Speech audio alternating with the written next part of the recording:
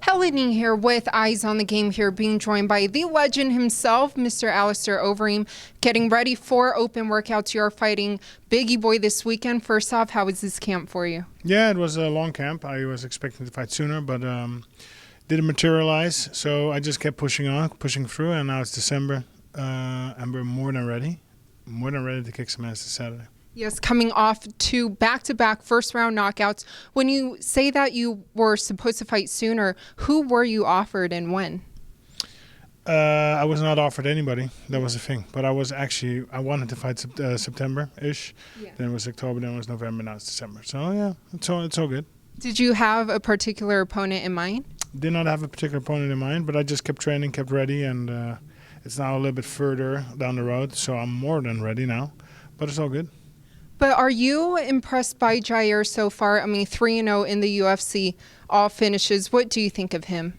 Yeah, he's had a good run in the UFC, good performance with his last fight under Arlovski.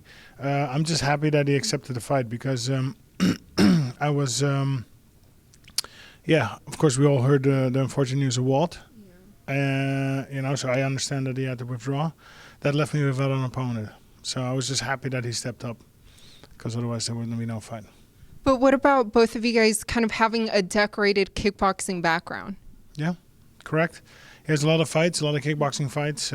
He's good in the stand-up. He's very dangerous, very powerful. So we're going to have to watch out for them.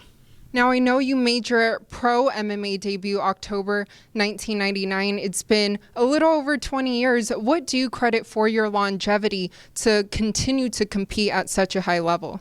Well, I take care of my body. Hydration, injury treatment, prevention. I take enough rest after a fight. So, yeah, I don't know. Diet is always on top, always top notch. So I just take care of myself. Yes, and like I mentioned, you fought and beaten a lot of greats like the Werdum, the JDS, obviously Brock Lesnar, Arlovski, and many more. In your opinion, though, I mean, is there still someone that you would like to fight if you could? No, I don't have a particular name in mind.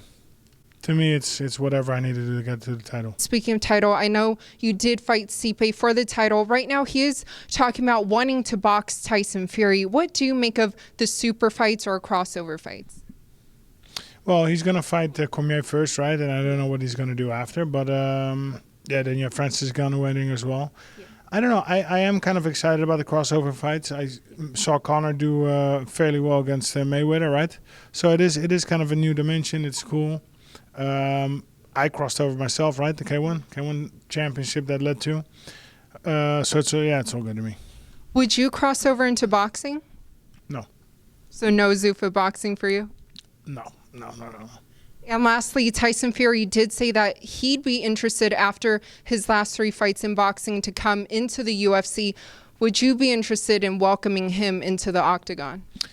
Yes, I would, but I don't think that he's going to come in the first place.